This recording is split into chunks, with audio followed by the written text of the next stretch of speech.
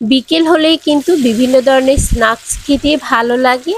আর এই স্ন্যাক্স কিভাবে বাসায় তৈরি করব বা একটু কেএফসি স্টাইলের মজাদার চিকেন তৈরি করব, চিকেন উইংস তৈরি করব, যেটা একদম ক্রিস্পি আর ক্রাঞ্চি হবে, স্বাদে হবে ভরপুর, খেতে হবে দারুণ মজা।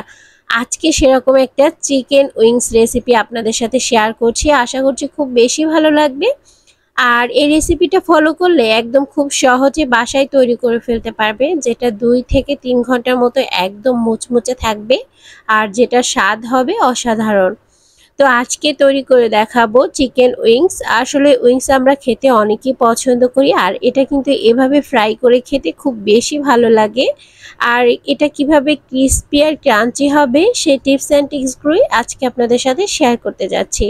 প্রথমে চিকেন উইংস নিয়েছি এখানে, এটাকে মেরিনেট করার জন্য হাফ চামচ হলুদের গুঁড়া, হাফ চামচ লাল মরিচের গুঁড়া, তারপর 1/4 টিস্পুন হচ্ছে লবণ, তারপর 1 চামচ হচ্ছে জিরার গুঁড়ো, তারপর 1 চামচ হচ্ছে গরম মশলার গুঁড়ো দিয়ে দিচ্ছি। আর এখানে দিয়ে দিচ্ছি কাশ্মীরি মরিচ বাটা দিচ্ছি 1 চামচ, আদা বাটা দিচ্ছি হাফ চামচ, আর রসুন বাটা 1 চামচ, পেঁয়াজ বাটা 1 টেবিল চামচ। এখন ভালো করে এটাকে মেরিনেট করার জন্য ভালোভাবে মেখে নিচ্ছি। এ পর্যায়ে 1 পিস লেবুর রস দিয়ে দিচ্ছি সুন্দর একটা ফ্লেভার নিয়ে আসার জন্য আর টেস্টটাও ভালো আসার জন্য। এখন ভালো করে মাখিয়ে 1 ঘন্টার জন্য মেরিনেট করে রেখে দিচ্ছি। হাতে সময় না থাকলে 30 মিনিট বা 15 মিনিটও রাখতে পারেন।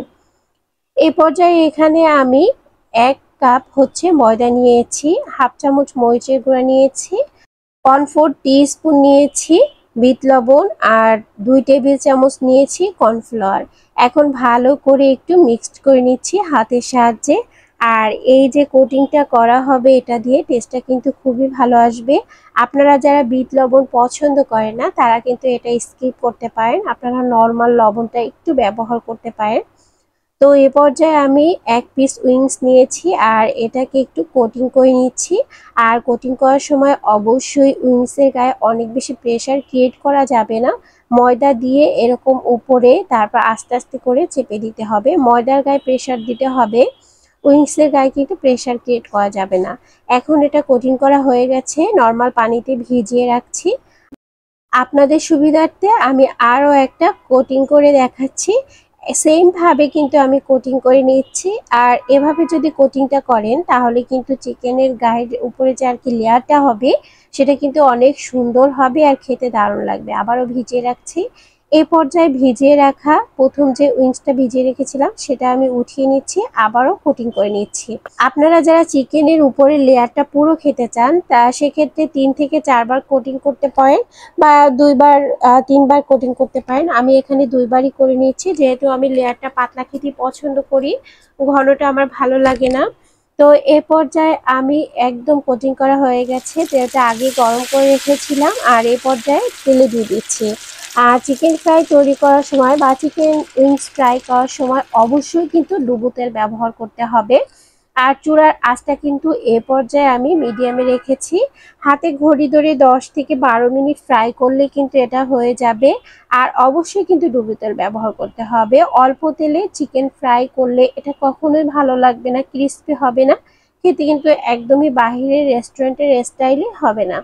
তো এ পর্যায়ে ভালো করে এটাকে ভেজে নিচ্ছি আর উল্টে পাল্টে একটু ভালো করে ভেজে নিতে হবে, যাতে 2 সাইডে একটু সুন্দরভাবে ফ্রাই হয়। আর দেওয়ার সাথে সাথে উল্টানো যাবে না, যখন একটু কালার চলে আসবে তখন উল্টাতে হবে। আর দেখতেই পাচ্ছেন এটা কিন্তু একদমই ফ্রাই করা হয়ে গেছে। তো আমার 12 মিনিটের মতো সময় লেগেছিল আর এটা হয়ে গেছে, এখন তুলে নিচ্ছি।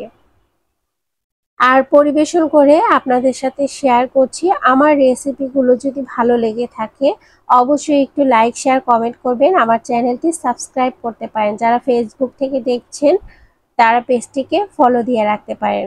আর এটা তৈরি করা খুবই সহজ কিন্তু মজা হয়ে থাকে, তো অবশ্যই বাসায় রেসিপিটি ট্রাই করবে। তো আজ এই পর্যন্তই, নেক্সট ভিডিও দেখার আমন্ত্রণ জানিয়ে আল্লাহ হাফেজ।